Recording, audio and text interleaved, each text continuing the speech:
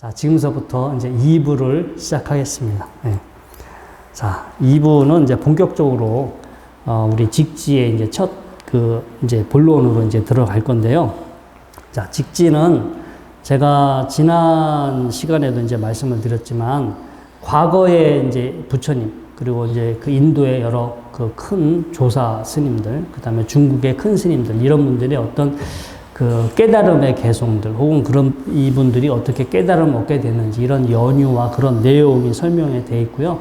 특히 이제 앞에 과거의 7 부처님에 대한 그 내용서부터 시작이 됩니다. 그런데 과거 7불, 과거 7분에 대한 기록은 이제 디가 니까야의 14번째 경전인 대정기경에 이제 가장 사실 권위 있는 우리가 이제 학술적으로 봤을 때 가장 권위 있는 그 기록이죠. 디가 니까야, 길게 설해진 부처님 말씀의 꾸러미인데 거기에 14번째 경전이 대정기경이고요. 여기에는 이제 과거 7 부처님에 대한 언급이 나와요. 근데 나중에 읽어보시면 알겠지만 과거 7 부처님, 거기 석가모니 부처님도 들어가지만 똑같아요. 정기가 똑같아. 그분들이 이제 뭐 옛날에 수명과 그분들의 뭐 제자 이런 것만 달랐지 그분들이 이렇게 살다가 저 하늘나라에서 인간 세계로 내려와서 어떤 좋은 가문에 태어나서 이렇게 왕자로 살다가 발심해서 출가해서 고행을 하고 나중에 수행해서 어떤 깨달음을 얻고 이런 내용은 똑같아. 그 7분의 부처님의 내용이 똑같고요. 그리고 그 7분의 가르침이 우리 이 교재 맨 뒤쪽에 제가 이렇게 적어 놨습니다. 흔히 요약을 하면 7불 통계계, 재앙, 막작, 중성, 봉행, 시정기, 시제불 이렇게 해서 한문으로 간략하게 나와 있지만 전체 버전은 제가 오늘 이 자료집 맨 뒤쪽에 윗바시든 7 부처님들의 설법해서 맨 자료 맨 끝에 들어가 있죠. 그래서 그런 내용이 있는데 우리가 8만 대장경, 해인사에 보관된 8만 대장경의 1번 경판이 바로 대본경이죠. 1번 첫 번째 경전이 대본경입니다. 마찬가지 여기도 이 디가니까의 대정기경과 서로 같은 경전인데 이건 하나는 한문 경전이고 하나는 빨리어로 된 이제 경전이고요. 그래서 대본경에도 여러 가지 이제 부처님의 이름이 이렇게 이제 나와 있습니다. 근데 이 지금 우리 그 직지에서 그 설명된 그 가르침은 대본경에는 있어요. 대본경에는 우리 불설 장암경 대본경에는 7 부처님의 이 어떤 개송이 거기에 나와 있습니다. 그래서 이 자료를 근거로 해서 아마 이제 직지에서 그렇게 이제 편집을 했던 것 같은데요.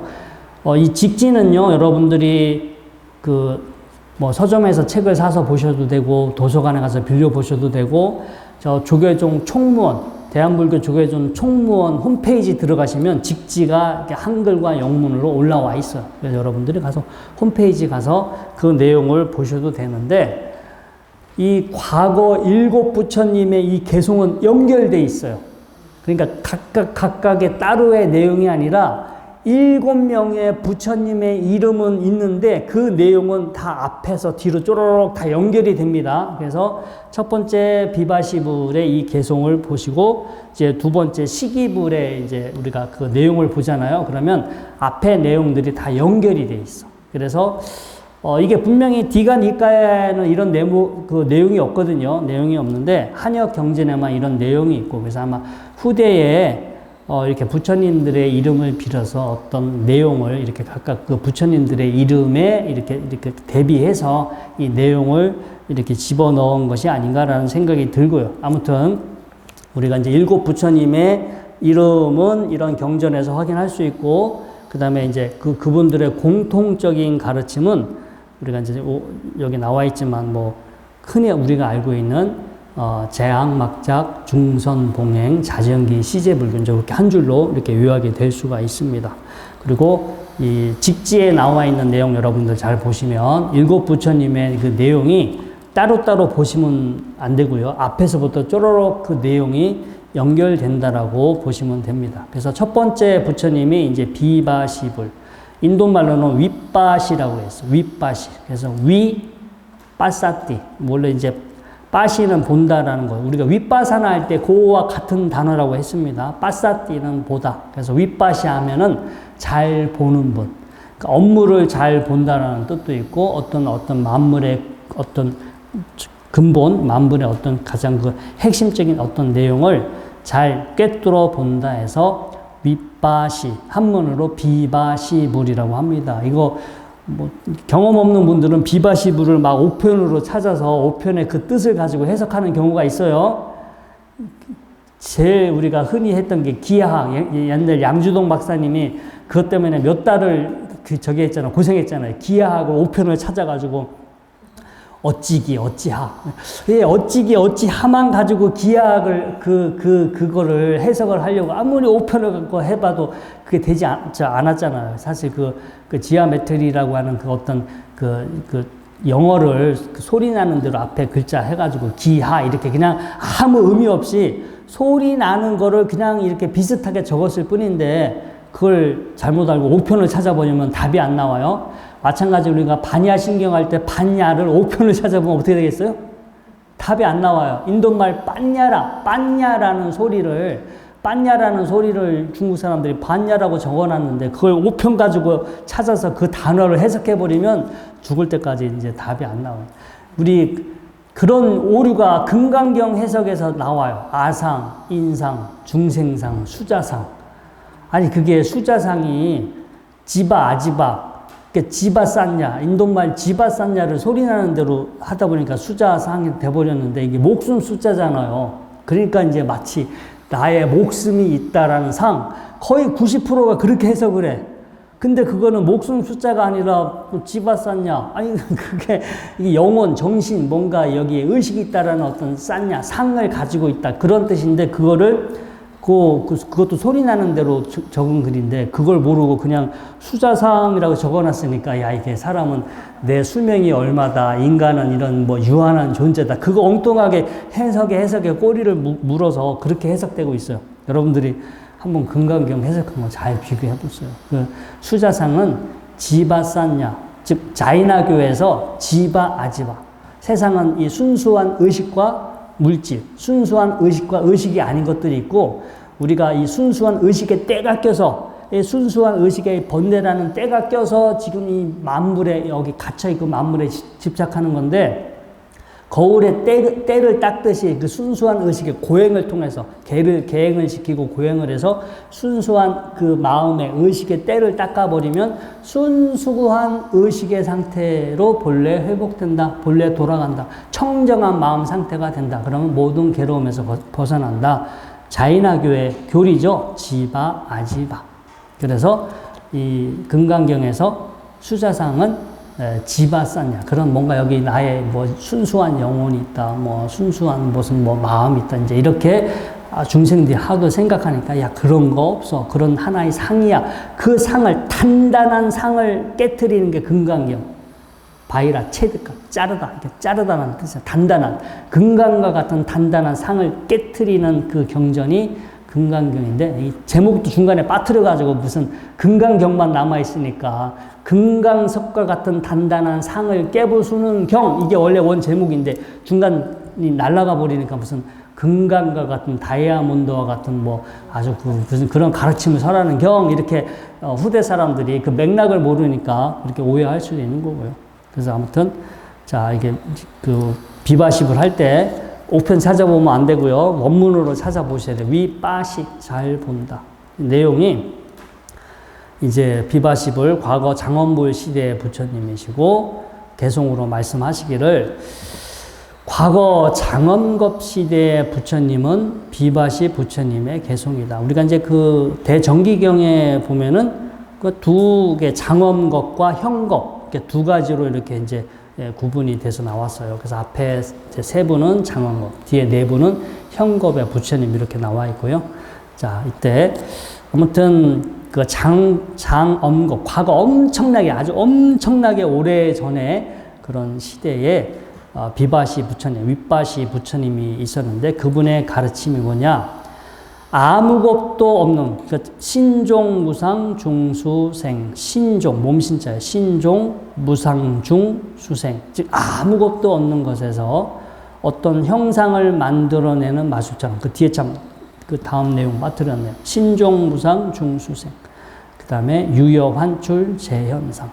아무것도 없는 것에서 어떤 형상을 만들어내는 마술처럼 아무런 형상이 없는 곳에서 몸은 생겨난 것이다. 자, 지금 우리 각자가 여기 몸이 있는데요. 본래부터 이렇게 있었어요? 본래부터. 아무것도 없었죠? 아무것도 없다가 사실 정자난자의 만남으로 인해서, 정자난자가의 만남으로 인해서 어떤 정자와 난자의 만남, 어떤 만남, 조건, 원인과 조건의 만남에 의해서 이게 본래는 없었지만 이 몸이라는 게 생겼잖아요. 마찬가지로 환인 심식 본래무 죄복 개공 무소주 헛개비 같은 사랑과 마음의 의식은 본래 없는 것이며 마찬가지로 죄나 복이라고 하는 것도 모두 그 근본이 따로 있는 것은 아니다. 이게 제가는 참 이게 첫 대목에 이 대목이 나왔다는 것은 정말로 이거는 의미심장한 것 같아요. 왜냐하면은 여기서 몸도 아무것도 없는 것에서 만들어진 것이다라고 했고 마음도 마찬가지로 아무것도 없는 것처럼 마술사가 아무것도 없는 것에서 뭐 뿅 하고 만들어내는 것처럼 마음도 이렇게 만들어진 것이다. 사실 어떤 조건이 만나서 제가 뒤에 설명에 나왔지만 감각기관, 감각 대상이 만나면서 이제 식이 만들어지고 흔히 우리가 그렇게 만들어지는 6가지 식을 우리는 보통 그걸 마음이다라고 그렇게 알고 있는데 근데 이게 첫 대목에 이렇게 나온 이유가 뭐 공부를 한 사람이나 공부를 하지 않은 사람 우리가 흔히 생각할 때 여기 마음은 있다. 여기에 지금 내 마음이 있다. 이렇게 생각하고 보고 아는 이 놈이 있다. 그리고 여기에 또 뭐 어떤 경우는 야, 이거는 뭐 어떤 번뇌에 물들 마음이지만 이 근원에는 만물이 이렇게 작용하게 해주는 만물의 근원이 있고 그 만물의 근원과 뭐 내 마음은 같은 것이다. 버마이려라고 하죠. 버마. 힌두교에서 말하는 버마이려. 어떤 세상에 이렇게 작용하게 해주는 만물의 근원이 있고 그 만물의 근원과 나의 마음, 나의 본성은 본래 하나다. 본래 하나라는 걸 우리가 지금 잊어먹고 살고 있는데 본래 하나라는 걸 깨달으면 본래 하나였다라는 걸 깨달으면 우리는 모든 괴로움에서 벗어난다. 이거는 불힌두교의 교리지만 힌두교의 교리만 안 해요. 고대 그리스에서부터 다 이렇게 생각을 했어요. 이것을 온톨로지라고 그래요. 온톨로지. 네? 온톨로지. 어떤 뭔가 근원적인 실체가 있다. 뭔가 이 세상은 하나의 헛개비와 같고 만들어지는 것이지만 이 근본에는 세상이 이렇게 작용하게 해주는 어떤 근원이 있다. 어떤 뭔가 실체가 있다. 이것을 온톨로지라고 그래요. 이게 훗날 이게 신학이 돼요. 신학. 우리 기독교나 다른 종교에서 말하는 이제 신의 개념도 나오고 힌두교에서 만물의 근원인 브라흐마라든가 이런 이제 개념도 이제 나오게 되죠. 근데 우리는 이런 믿음, 이런 견해를 의지해서 살아요. 여기 있는 게 내 마음이고, 내 마음이라는 게 존재하고, 죽은 다음에 내 마음이 뭐 다른 곳에 가서 새롭게 몸을 받아서 태어난다. 죽은 다음에 내 마음이 하늘나라에 가서 태어나서 거기서 뭐 영생을 할 것이다. 뭔가 이 마음이라는 거가 뭔가가 있다. 우리는 흔히 그렇게 생각 속에 살아가는데, 이 직지의 첫 대목은 이거예요. 아무것도 없는 것에서 어떤 형상을 만들어내는 마술처럼 아무런 형상이 없는 곳에서 몸은 생겨나고 헛개비 같은 사람의 마음과 의식은 본래 없는 것이며 죄나 복이라고 하는 것도 모두 그 근본이 따로 있는 것이 아니다. 제가 늘 이 촛불과 손뼉 소리의 비유를 많이 들어요. 자, 없는 건 아니에요. 조건이 만나서 작용하는 현상은 있어. 지금 앞에 우리 지금 촛불이 켜져 있잖아요. 저 촛불은 없는 거야 하면은 저 촛불이 켜져 있을 수가 없어요. 초심지 공기가 만나서 타고 있는 현상은 있어. 초심지 공기가 만나서 타고 있는 현상이 있지 없는 건 아니야. 우리가 초심지 공기가 만나서 타고 있는 저 현상을 존재하는 것이다라고 착각할 뿐, 본래 촛불이라고 하는 고유한 자성은 없어요. 본래 불꽃이라고 하는 따로 원래부터 존재하는 놈은 따로 없다. 하지만 초심지 공기가 만나서 작용하고 있는 저 현상을 부정하면 안 돼요. 근데 저렇게 불꽃이 있으니까 저 불꽃은 불꽃이라는 본질이 어디 따로 있을 거야. 저 불꽃은 어딘가 존재하는 거야. 우리가 마치 마음이라는 게 따로 있고 세상에 근원적인 어떤 존재가 따로 있는 것이다 라고 흔히 생각하는 것처럼, 자, 뭔가 근원적인 것이 있는 것이다. 우리가 이제 흔히 우리 마음에 대해서 그렇게 생각하고 사는데, 아마 여러분들이 내 마음이라는 것이 무엇인가라고 한 6개월이나 1년 정도만 진지하게 이 마음이라는 것이 어떤 것인가, 그 상태를 객관화시켜서 이렇게 대성화시켜서 여러분들이 관찰한다면, 마음이 무수한 조건이 만나서 만들어지고 있는, 저 켜져 있는 촛불처럼 만들어지고 있는 현상이다라는 걸 분명히 본인 스스로의 힘으로 확인할 수 있으나, 두 가지, 귀찮아서 안 해. 귀찮아서 안 하고 그냥 평상시 습관대로 믿어. 여기 생각하고 이렇게 하고 있는 이 마음이 있는데 왜 자꾸 이걸 없다고 그래.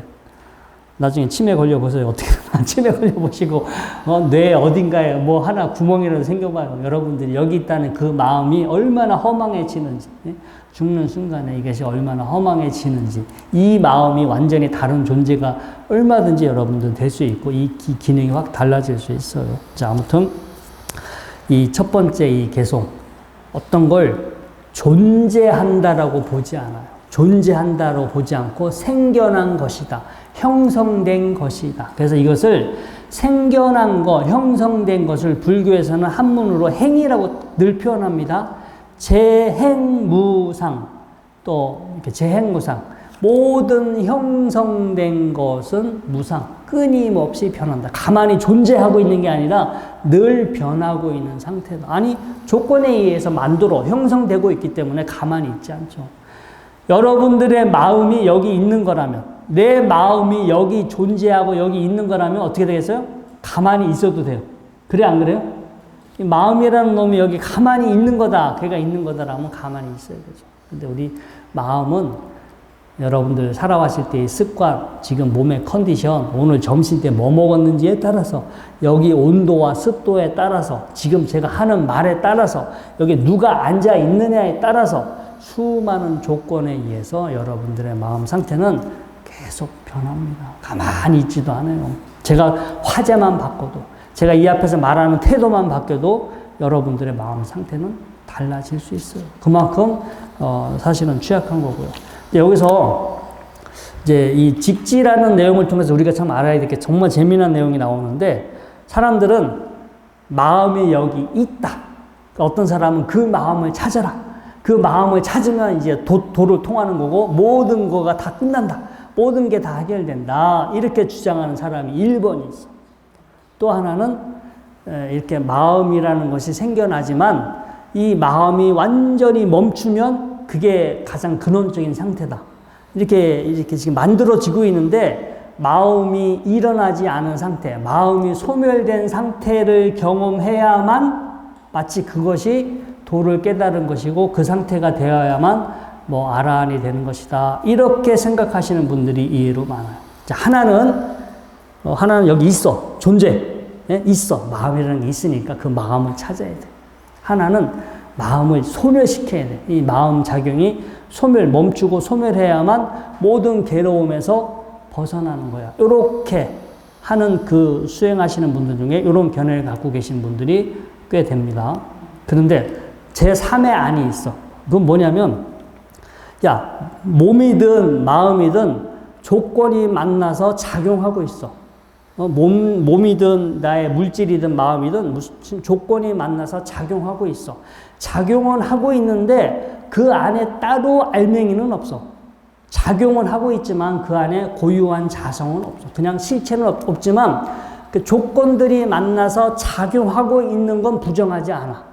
근데 이 조건들이 만나서 마음도 만들어지고 감정도 만들어지고 생각도 만들어지고 뭐 몸도 만들어지는데 예를 들어서 사랑이라는 마음은 만들어진 걸까요? 본래부터 있는 걸까요?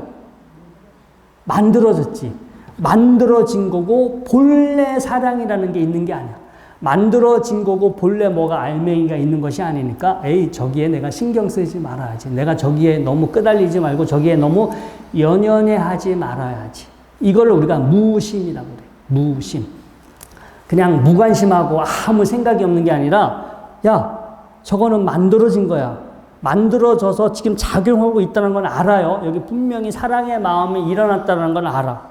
하지만 이거는 여러 조건이나 나의 습관이 만나서 지금 만들어진 거고 여기에 본래부터 존재하는 건 없어. 본래 알맹이는 없어. 이게 헛개비와 같은 거야. 내가 여기에 엮여가지 말아야지. 내가 여기에 휘둘리지 말아야지. 그래서 분명히 일어나고 있는 현상은 잘 알지만 그거에 일어나는 반응이 안 일어나. 그거를 좋아한다, 싫어한다, 집착한다. 이런 반응이 일어나지 않는 상태. 여기 분명히 나의 정신작용과 물질, 뭐 이런 것들 다 내가 살고 있는 이 조건은 있지만 이런 조건들이 만나서 작용하고 있는 실제, 작용하고 있는 현상은 여기 분명히 있어. 이게 없어져야만, 이걸 떠나야만 답이 아니라 분명히 여기 다 조건들이 만나서 작용하고 있는 이 실제 현상은 그대로 인정해요. 이 연기법이라고 그래. 분명히 있잖아. 여기 내 몸이 있고, 촛불은 타고 있고, 산은 산대로 있고, 물은 물대로 다 있어요.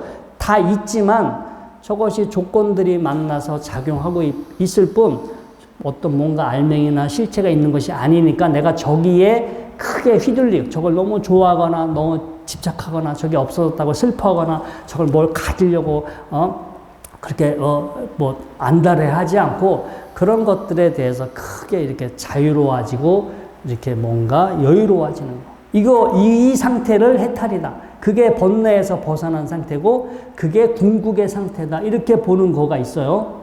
자, 1번 여기 뭔가가 있으니까 그걸 찾으면 끝난다. 뭔가가 근원적인 어떤 상태가 있으니까 그것과 내가 본래 하나였다. 그걸 발견하고 찾으면 끝난다가 1번. 2번 아니 모든 게 없어져야 된다. 모든 게 없어져야만 되고 없어진 상태가 근원적인 상태니까 모든 게 정지하고 소멸한 상태를 체험해야만 끝난다. 그러니까 2번. 아니다. 3번. 이 지금 작용하고 있는 건 긍정해. 작용하고 있는 현상은 긍정하지만 단지 이 손뼉 소리처럼 조건이 만나서 작용하고 있는 것이지 뭐가 알맹이가 있는 것이 아니니까 내가 저기에 반응하지 않는 거예요. 그거에 좋아하거나 싫어하거나 집착하거나 막 이렇게 반응하지 않는 그거에 일어나는 번뇌가 소멸하는 상태. 그런 상태가 궁극적인 상태고 우리가 그것을 무심이라고 그래요. 저는 청주 여기 용화사 옆에 흐르는 거를 무심천이라고 했는데 뭐 애가 빠져 죽어서 사람이 죽어도 무심하게 흘렀다고 그래서 무심천이 아니라 제가 이 자료에도 나왔지만 그 칠각지라고 그래요. 깨달음을 우리가 이렇게 도를 깨달음이 이루어질 때 필요한 어떤 그 여러 가지 요소가 이제 7가지가 있다고 그랬죠. 칠각지가 있는데 그 칠각지가 온전하게 갖추어졌을 때 무심이에요. 그냥 아무 생각이 없는 게 아니라 분명하게 깨어 있어. 정신 똑바로 지금 마음이 지금 이 순간 여기에 와 있고 여기 어떤 현상들이 벌어지는지 알고 이것들이 존재하는 것들이 아니라 여러 조건과 원인이 만나서 작용하고 있다는 거 알고 그 본질이 없다라는 걸 알아. 그래서 거기에 반응하지 않는 그거에 마음이 일어나지 않아. 그 현상에 대한 어떤 그 마음이 일어나지가 않고 그 상태가 됐을 때 그냥 있는 그대로 알아요. 여기 있는 드러나는 그대로 여실하게 환할 때 불빛을 비추면 있는 그대로 모든 걸 다 비춰봐서 알듯이 그냥 여기 벌어지는 현상은 다 알아. 이 현상을 부정하진 않아. 이 현상이 가짜니까 여길 떠나야 답이 있다라고 생각하지도 않고 이게 소멸해야만 답이 되는 것도 아니고 그냥 여기 분명히 지금 이 순간 여기 내가 이렇게 살아가고 있지만 작용하고 있다라는 거 모든 조건들이 만나서 작용하고 있다라는 것을 분명하게 잘 알고 그거에 대해서 여러 가지 좋아한다, 싫어한다, 뭐가 존재한다, 내 거다 이런 어떤 그 반응이 일어나지 않는 상태 그런 번뇌의 마음이 멈춘 상태, 그 번뇌의 마음이 소멸한 상태가 뭐 사실은 우리가 여기서 직접 경험해야 우리가 아주 우리가 생각하는 이상적인 궁극의 상태가 되지 않을까. 이제 그렇게 되려면 여기 직지에 나와 있는 이 첫 번째 이 인식을 가져야 돼요. 몸과 마음이 만들어졌다, 형성된 것이라고 봐야 무심이 되는 거예요. 그렇죠? 근데 아니야, 본래부터 있다. 그렇게 해버리면은 이건 답이 달라져요. 본래부터 있는 거다라면은 이건 찾아야 돼. 본래부터 있는 것을 찾아야 되는 것이고. 아니다. 이게 조건이 만나서 형성된 것이다. 형성되고 있는 것이다라고 알면은, 이렇게 있는 그대로, 지금 있는 그대로 현재 어떤 일이 벌어지고 있는지를 올바로 잘 알고 이해한 다음에 그거에 대한 어떤 반응이 일어나지 않는 상태가 이제 무심이 되는 거고요. 아마 그 백운 스님께서 그 법문하신 것 중에, 글 쓰신 것 중에 무심가가 있어요. 무심가. 그것도 이제 제가 방금 전에 말씀드린 그 내용하고 일맥상통하는데, 아마 그래서 그 무심에 대한 말씀을 자주 하셨고, 아마 그런 이 제자분들이 여기 흥덕사에도 사셨고, 모르죠. 여기 지금 용화사 옛날 산해사였죠. 옛날에 이 절에서도 기록이 없어서 그렇지 여기에 살았을지도 몰라요. 혹은 또 백운 스님이 이 절에 와 계셨을는지도 모르고. 근데 기록에는 없어요. 우리 진각국에서 해신 스님이라든가 뭐 이런 분들이 여기서 하한거를 냈다는 기록은, 우리 용화사 이 절에서 하한거를 보냈다는 기록은 남아있지만, 이제 백운 스님 어록에는 나와 있지 않지만, 아무튼 뭐 이게 무심가 해가지고 뭐 무심에 대한 대목이 몇 구절이 나오는데, 아마 이제 그런 뜻으로 이 옆에 이 흐르는 개울을 보면서 무심의 마음을 배우는 거야. 무덤덤하고 무관심한 멍청한 마음을 배우는 게 아니라 정신 차려서 똑바로 깨어있고 저 본질이 공한 거다. 우리가 북에서 불교는 연기, 공 두 가지를 이야기해. 연기, 공을 이야기하면 불교야. 연기. 모든 것을 조건에 의지해서 모든 것들이 형성된 거고, 공, 실체는 공해. 연기, 공이라는 내용이 들어가면 불교고요. 아, 여기 뭐가 있어. 뭐가 있으니까 그걸 찾아.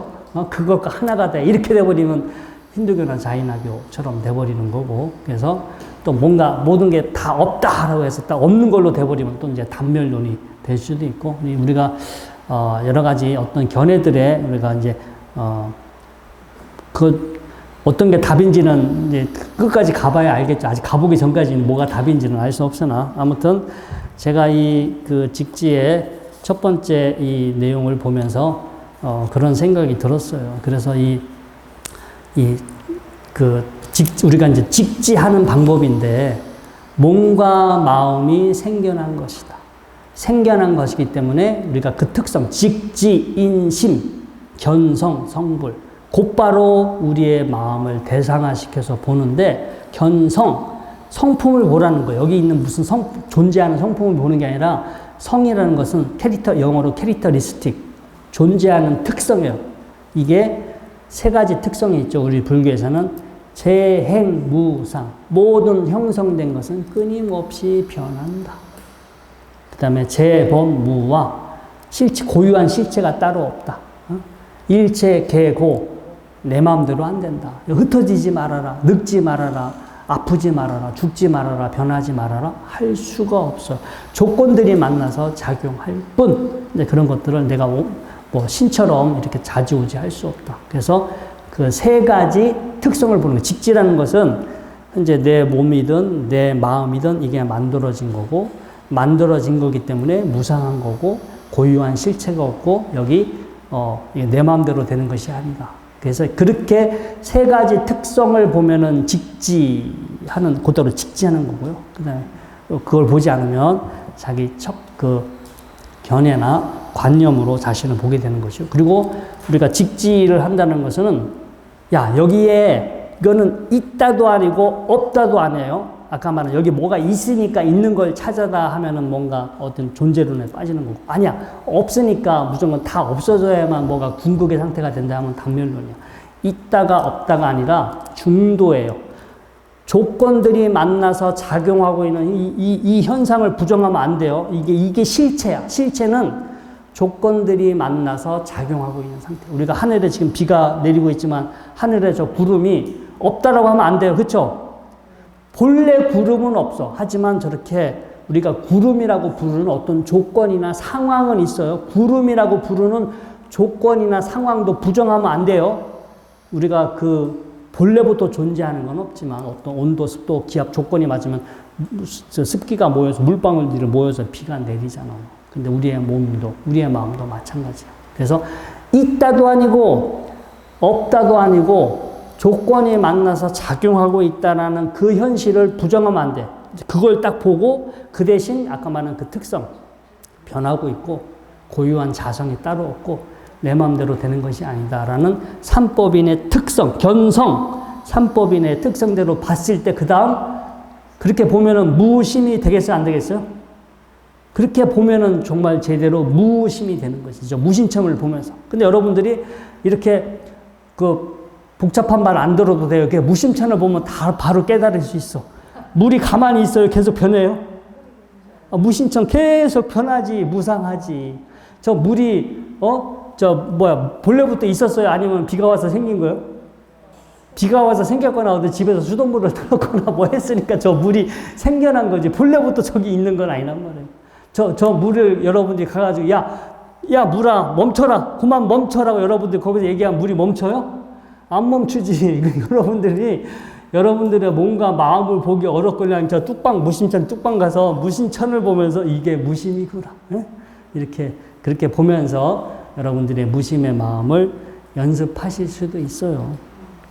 자, 그렇게 해서 우리가 이제 이 몸과 마음을 통해서 직지하게 되면 삼법인의 특성을 보게 되고 중도를 보게 되고 다시 무심을 닫게 되고요. 이렇게 되면은 이거 생각이 더 넓어질까요? 아니면 생각이 고정될까요? 어딘가에 갇히지 않겠지. 네? 이게 답이야. 왜냐면 내가 답이다라고 알았던 것들을 그걸 저기 집착하지 않거든요. 왜냐면 답은 새롭게 생겨날 수도 있고 미래에 아직 몰랐던 것을 알아갈수록 새로운 내용도 견해들이 생겨날 수 있기 때문에 기존에 내가 알았던 것만을 가지고 이건 답이야 라고 그렇게 하지 않겠죠. 그래서 우리는 열린 인식을 하게 돼요. 직지를 하게 되면 어떤 현상을 무심하게 바라보면 그런 내용에 반응하지 않아서 내가 좀 더 훨씬 더 마음도 편안하겠지만 세상을 대하는 나의 무게감이 가벼워지고 세상을 바라볼 수 있는 인식이 넓어져서 아마 미래를 살아가는 사람들한테 꼭 필요한 인식의 방식이 될 수 있습니다. 자, 이제 오늘은 이렇게 첫 번째 비바시불, 윗바시 부처님의 개송을 가지고 어떻게 직지를 실천해야 하는지 간략히 이제 알아봤고요. 다음 주에는 우리가 이제 두 번째 시기불, 영어로 시키부타죠. 그 시기불의 어떤 개송을 가지고 공부하도록 하겠습니다. 자, 고생 많이 하셨습니다.